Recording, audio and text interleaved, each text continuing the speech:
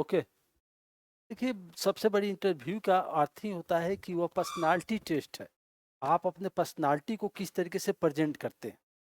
यानी आप मेंस के एग्जाम दे चुके हैं, आपका नॉलेज टेस्ट हो चुका है, नॉलेज उसमें दिखा चुके हैं और उसके अनुकूल आपको नंबर आ चुके, और फिर आपके इंटरव्यू के लिए कॉल आ चुका है। इसका मतलब आप एक योग्य व्यक्ति हैं ब्यूरोक्रेट्स बनने के लिए नॉलेज के आधार पर। लेकिन वह नॉलेज के परफेक्ट है कि नहीं, जो कि आपकी पर्सनालिटी में दिख रहा है, क्योंकि वही पर्सनालिटी जा करके धरातल पर काम करेगी। और धरातल पर वही पर्सनालिटी जब काम करेगी तो लोगों के बीच कोऑर्डिनेशन किस तरीके से है, क्योंकि जो भी प्लानिंग बनाई गई है, जो भी योजना बनाई गई है, वो उस व्यक्ति को ध्यान में रखते हुए, उस समूह को ध्यान में रखते हुए बनाई गई है। और उस योजना से, उस प्लानिंग से एक एक व्यक्ति लाभान्वित होगा या नहीं होगा, लेकिन वो समूह लाभान्वित जरूर होगा। तो उस प्लानिंग को आप कितने बेटर तरीके से वहां प्रेजेंट कर पाते हैं। तो जहां मेंस नॉलेज टेस्ट है, वही इंटरव्यू पर्सनालिटी टेस्ट। आप अपने पर्सनालिटी को किस तरीके से 15 मिनट में वहां पर रख देते, और उस पर्सनालिटी का सबसे मुख्य पार्ट होता है ड्रेस। ब्यूरोक्रेट का एक वेल मेंटेन ड्रेस अप होता है।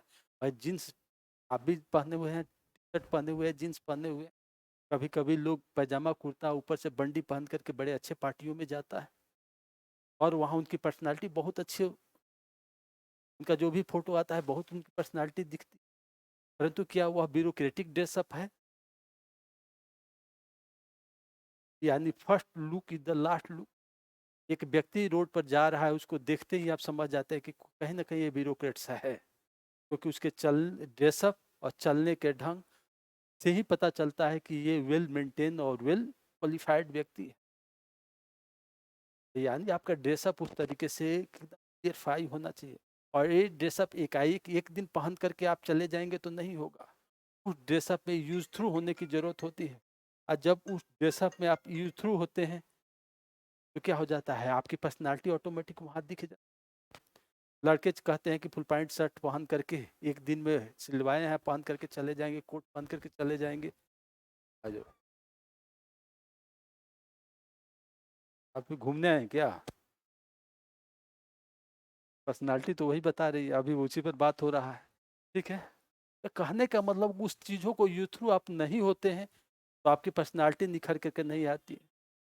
आप जेपीएससी के इंटरव्यू देने जाते हैं, फुल पैंट शर्ट जूता टाई और कोट तो अनिवार्य है आपके लिए। लड़कियां कोई पहन कर जाती है तो उसके लिए साड़ी अनिवार्य है।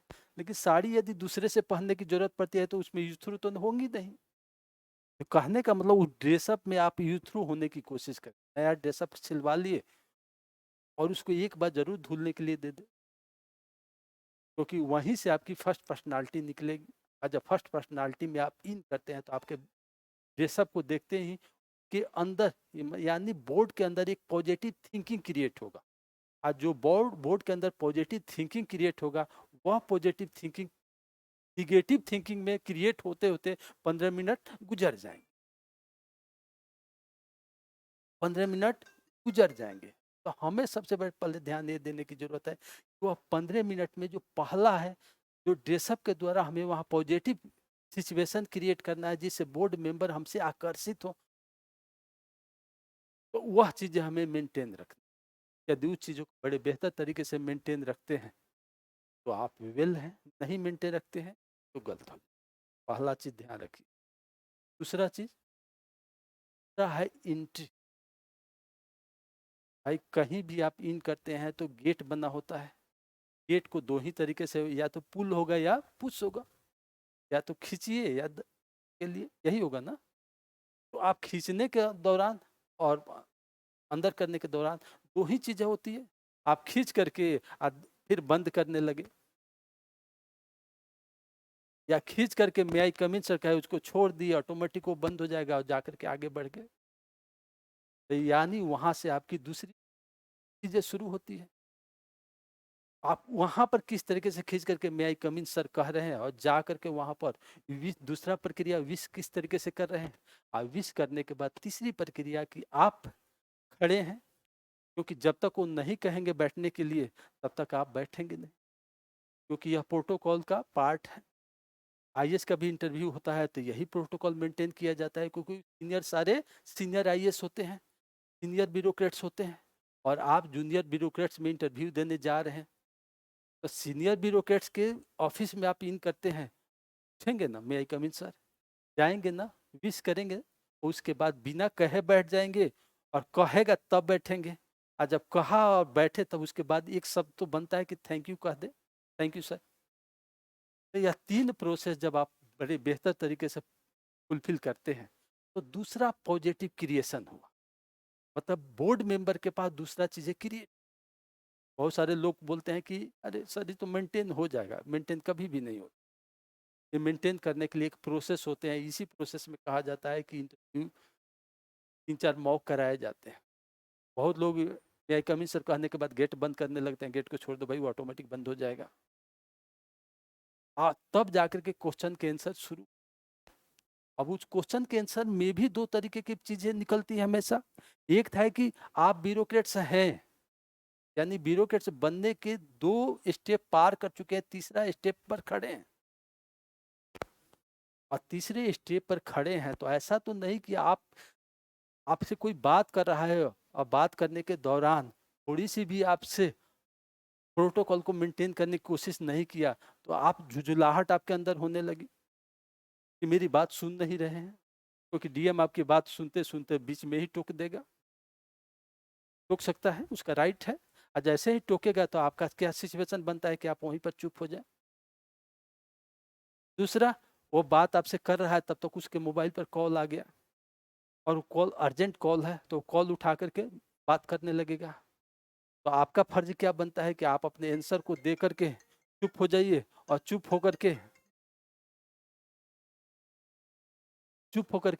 आप क्या कीजिए, क्योंकि बाकी बोर्ड मेंबर क्या करें, आपके क्वेश्चन का आंसर तो सुन रहे हैं ना, आप चुप हो जाइए। यदि वो ज्यादा देर तक आपको इरिटेट कर रहे हैं या आपको ध्यान नहीं दे रहे हैं तो दूसरा बोर्ड मेंबर क्वेश्चन पूछने लगेगा, या दूसरे की तरफ इशारा कर देंगे सर आप कैरी ऑन हो जाइए। इन चीजों को भी मेंटेन रखने की जरूरत। आज तब मान लीजिए कि सारे क्वेश्चन हो गए। क्वेश्चन कितने प्रकार के होते हैं, 2 प्रकार के क्वेश्चन होते हैं। कौन कौन? एक फैक्चुअल इंफॉर्मेशन के आधार पर क्वेश्चन होते हैं, जो कि आप सॉरी लगातार 4 क्वेश्चन का बोल सकते हैं, उसमें कहीं इरिटेट मत होइए, कहीं भी आप किसी प्रकार का दुविधा मत पालिए कि हम 4 क्वेश्चन को सॉरी बोल रहे हैं। लेकिन बोलने का जो स्ट्रॉन्ग पोजीशन है वह एक ब्यूरोक्रेटिक सिस्टम में होना चाहिए, सॉरी सर, सॉरी सर।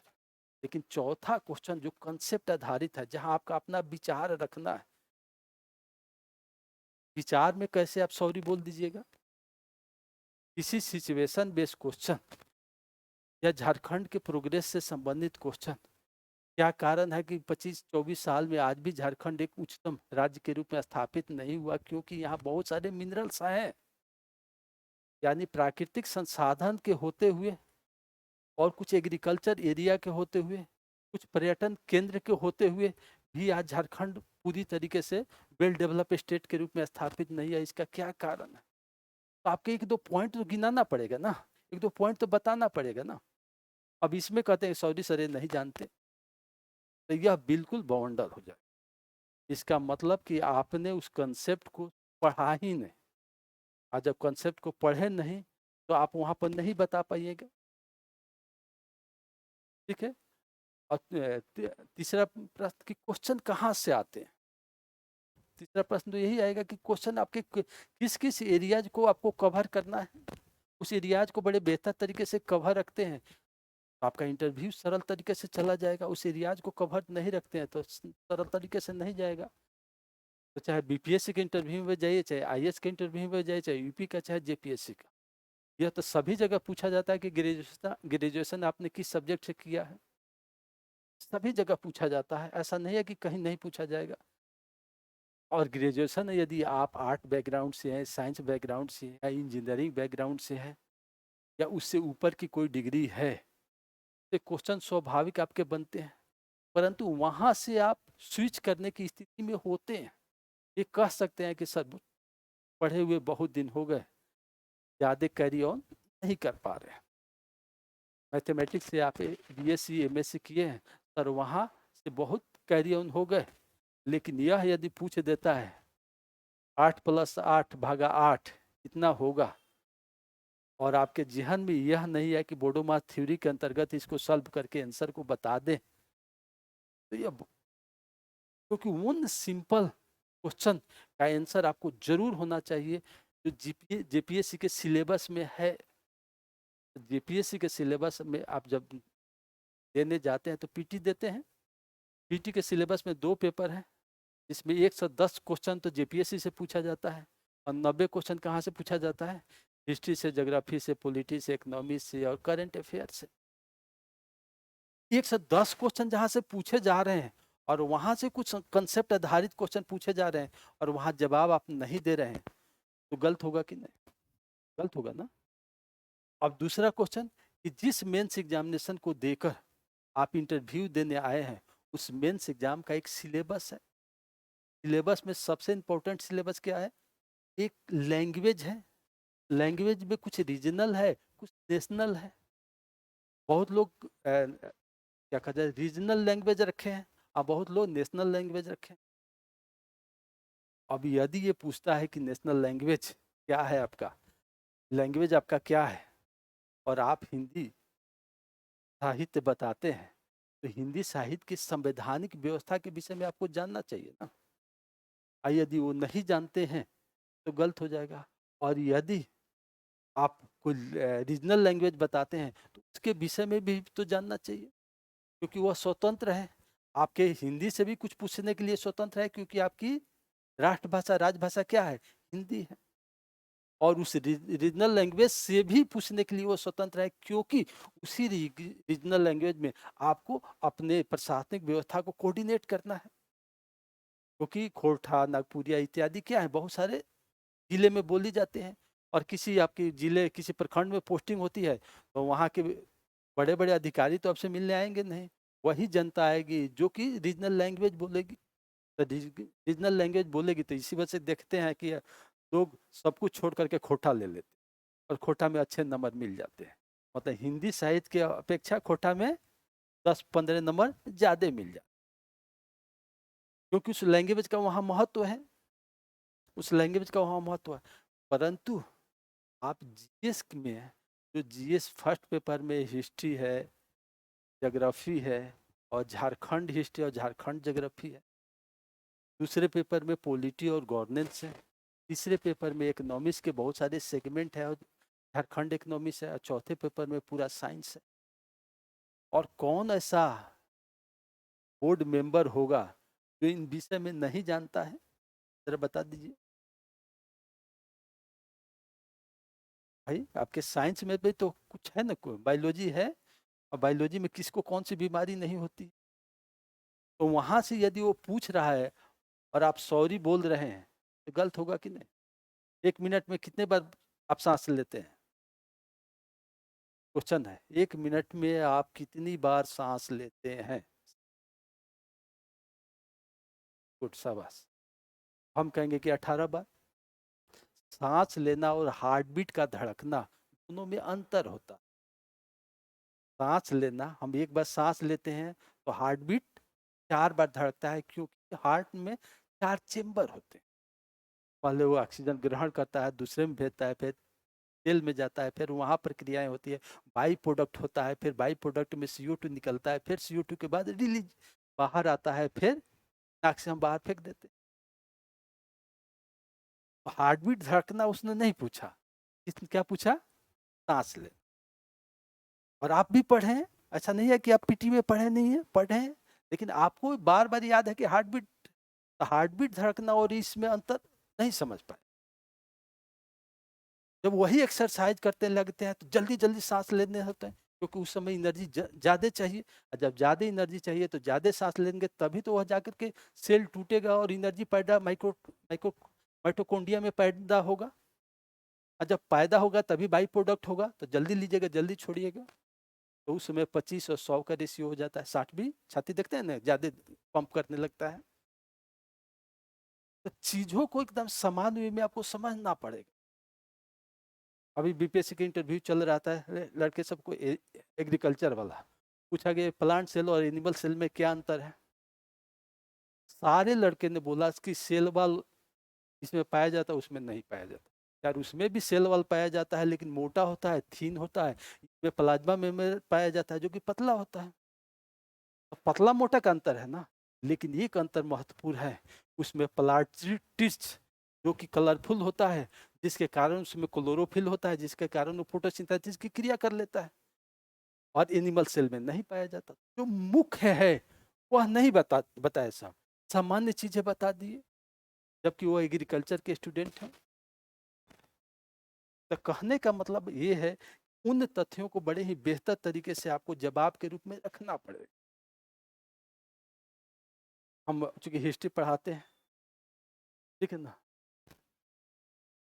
तो जनरल हर जगह पूछा हुआ इतिहास क्या है, आप उसको किस तरीके से व्यक्त कर रहे हैं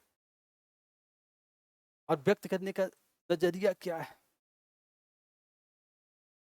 6th सेंचुरी बीसी में आपके यहाँ बहुत सारे वैदिक ग्रंथों का संकलन किया गया था, और उसी समय हेरोडोटस ने हिस्टोरिका पुस्तक लिखा था। उसके बाद आपके यहाँ बहुत सारे ग्रंथ का हुआ, लेकिन ये सारे ग्रंथ क्या, धार्मिक ग्रंथ है।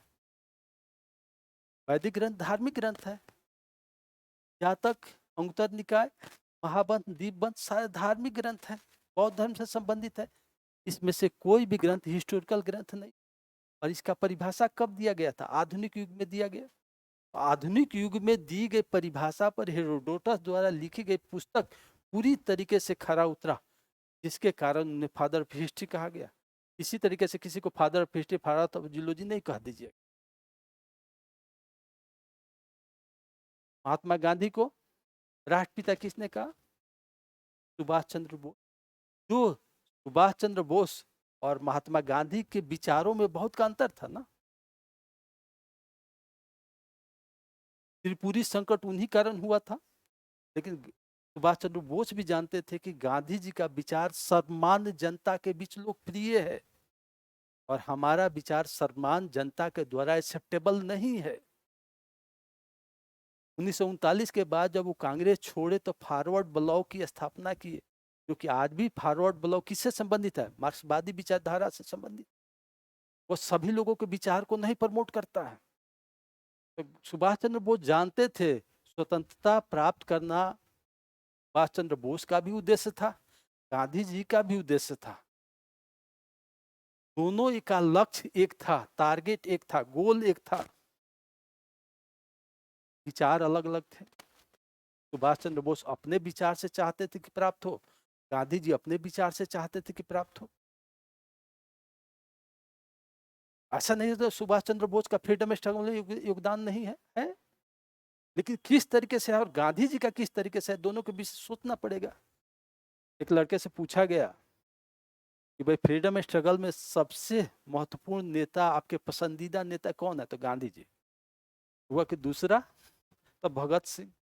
और भगत सिंह और गांधी जी के बीच कोई सिमिलरिटी है, और ये यदि आप कह रहे हैं तो आपके विचारों में बहुत बड़ा विभेद है ना, बहुत बड़ा अंतर है ना। इस अंतर को आपको समझना पड़ेगा कि हमें गांधी जी कह रहे हैं तो गांधी जी से मिलते जुलते व्यक्तित्व को ही दूसरा बताना पड़ेगा। यह कभी भी नहीं हो सकता है कि यह आपके पर्सनालिटी का निगेटिव पॉइंट्स है। एक तरफ गांधी जी के विचार से सहमत है और एक तरफ गोडसे की विचारधारा से सहमत है, दोनों विचारधारा एक साथ चल सकती है। एक तरफ हिंसक हो सकते हैं, एक तरफ अहिंसा के भी पुजारी हो सकते हैं, दोनों एक साथ हो सकता है, नहीं हो सकता। तो आपके जवाब में उस तरीके की चीजें होनी, यदि उस जवाब में उस तरीके की चीजें है तो आप एक परफेक्ट, और 15 मिनट एनालिसिस करने के बाद, आपसे बोर्ड को बातचीत करने के बाद, बोर्ड जब यह कहता है interview is over you can go, अब आप जा सकते, तो वहां भी एक प्रोटोकॉल होता है। एक होता है कि उठे और एक टर्न किए निकल गए, इसका मतलब बोर्ड को आप निगेटिव अप्रोच में छोड़ करके जाना चाहते। और एक होता है कि उठने के बाद thank you sir, have a nice day, दो वर्ड्स बोलते हैं और ऐसा निकलते हैं कि जैसे हम भी बोर्ड को फेस टू फेस है और बोर्ड भी हमसे चेहरा देख रहा है। इन दोनों विचारधाराओं में आप खुद महसूस करके देखिए कि आपके घर में कोई मेहमान आए हैं तो मेहमानों को 3 तरीके से स्वागत किया जाता है ना। एक होता है कि मेहमान जैसे गेट पर पहुंचा तो दौड़ करके गार्जियन चले जाते हैं, और एक मेहमान अच्छा से आ गया लेकर के आओ, और तीसरे मेहमान की बैठे हुए हैं और वो आ गया, अच्छा अच्छा आ गए, देख थोड़ा सा वो काम देख ले, तीनों में अंतर हुआ कि नहीं? यह साबित करता है कि उस मेहमान की वैल्यू आपके नजर में कितनी है। तो यह भी प्रोटोकॉल आपको यह साबित करता है कि बोर्ड मेंबर की वैल्यू कितनी।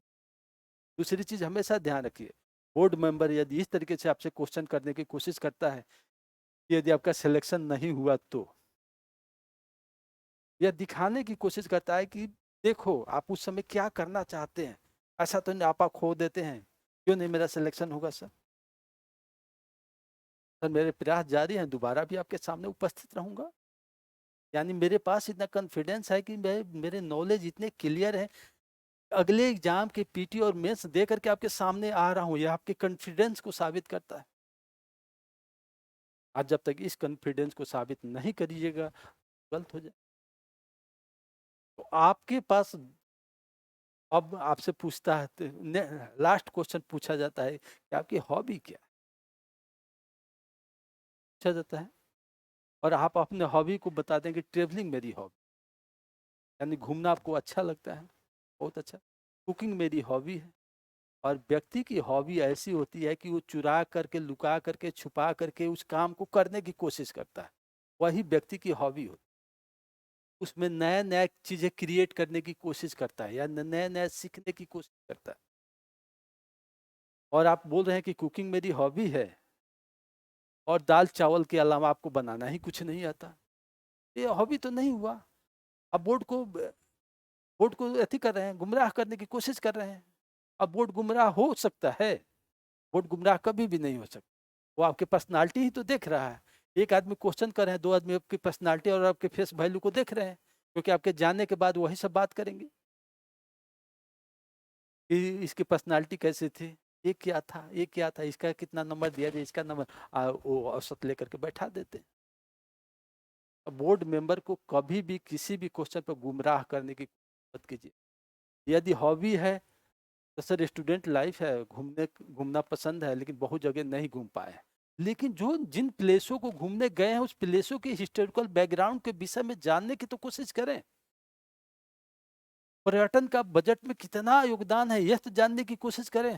झारखंड के कुछ पर्यटन केंद्रों के विषय में तो जाने, देवघर का कितना हिस्टोरिकल इंपॉर्टेंस है और क्यों है उसके विषय में तो जाने। जब रावण से उसकी बात आएगी तो रामायण की बात आ जाएगी, यही है ना। देवघर का हिस्टोरिकल इंपॉर्टेंस यही है, शिव जी के लिंग को लेकर जा रहे थे, तब तक उस लिंग को यदि लंका में लेकर चला जाता तो अनर्थ हो जाता, फिर वहां पर वो रचा गया और फिर वहीं पर शिवलिंग रह गया। हिस्टोरिकल इंपॉर्टेंस तो यही है, हिस्टोरिकल बातें तो यही है, पौराणिक कथाएं यही है। तो आपको जब रावण की बात आएगी तो रामचंद्र की बात आएगी, रामचंद्र की बात आएगी तो रामायण की बात आएगी, तो रामायण की बात आएगी तो महाभारत की बात आएगी, तो महाभारत की बात आएगी तो रामायण महाभारत और रामचरितमानस की बात आ जाएगी, तीनों की लैंग्वेज की बात आ जाएगी, किस तरीके का ग्रंथ है उसकी बात आ जाएगी। क्या रामायण के आदर्श को पूरा किया जा सकता है? कभी भी नहीं। क्या आदर्श पर संसार समाज तो चलेगा ही नहीं। तो आप ये सोचिएगा कि एक क्वेश्चन से दूसरे क्वेश्चन क्रिएट हो जाते हैं, इसीलिए मॉक होता है, इसीलिए क्लास हो कि यहाँ से क्रिएट। एक सिंपल सा क्वेश्चन है, इंडस सिविलाइजेशन के पतन के क्या कारण थे, आप लोग पढ़े हैं तो पिछला 12वीं बीपीएससी में इंडस सिविलाइजेशन से क्वेश्चन था और 13वीं में भी था, और वहीं से क्वेश्चन था। अब आप बोर्ड को किस तरीके से सेटिस्फाई करने की कोशिश करते हैं, यह भाई किसी भी चीज के पतन का एक ही कारण होता है कि नेचुरल सोर्सेज को डिस्ट्रॉय करना। यानी जब भी अर्बन सिविलाइजेशन या अर्बन कल्चर स्टेबल होगा, ग्रामीण कल्चर और अर्बन कल्चर हमेशा उपभोक्तावादी होता है, ज्यादा से ज्यादा वस्तुओं का उपयोग करता है, ज्यादा से ज्यादा जीवन को उल्लासमय बनाता है, एक एसी से दो एसी, एक गाड़ी से दो गाड़ी। आज ज्यादा से ज्यादा वो उल्लासमय बनाएंगे तो नेचुरल रिसोर्स को डिस्ट्रॉय करेंगे, जब नेचुरल रिसोर्स डिस्ट्रॉय होगा तो क्लाइमेट में चेंजिंग आएगा, और जब क्लाइमेट में चेंजिंग आएगा तो दो ही चीजें होगी, या तो अनावृष्टि होगी या अतिवृष्टि होगी। जब अनावृष्टि होगी तो बाढ़ आ जाएगा, सूखा पड़ जाएगा, जब अतिवृष्टि होगी तो बाढ़ आ जाएगा, उसके आगे का इफेक्ट ऑटोमेटिक होते चला जाता है। बिहार का आधा जिला सूखा से आधा बाढ़ से ग्रसित हो जाता है, यह चीजें। लेकिन वहीं पूछ दे कि क्या बाढ़ इंडस सिविलाइजेशन के पतन के कारण नहीं हो सकते? क्रॉस क्वेश्चन आता है तो आपको कहना पड़ेगा हो सकते हैं, क्योंकि जब भी बाढ़ आ जाए और रोड रोड डिस्टर्ब हो जाता है, एक दूसरे के बीच संपर्क टूट जाता है ना। अर्बन सिविलाइजेशन, अर्बन कल्चर की सबसे मुख्य विशेषता होती है सेकेंडरी सेक्टर पर डिपेंड होना, टर्शियरी सेक्टर पर डिपेंड होना। वहाँ प्राइमरी सेक्टर की भागीदारी कम होती है। 21वीं सदी का भारत अर्बन कल्चर है, क्योंकि यहाँ सेकेंडरी टर्शियरी सेक्टर बजट में ज़्यादा है, प्राइमरी सेक्टर का 18% के लगभग है। तो आपको जवाब को कैसे उनको सेटिस्फाई भी करना पड़ेगा, एक क्रॉस क्वेश्चन।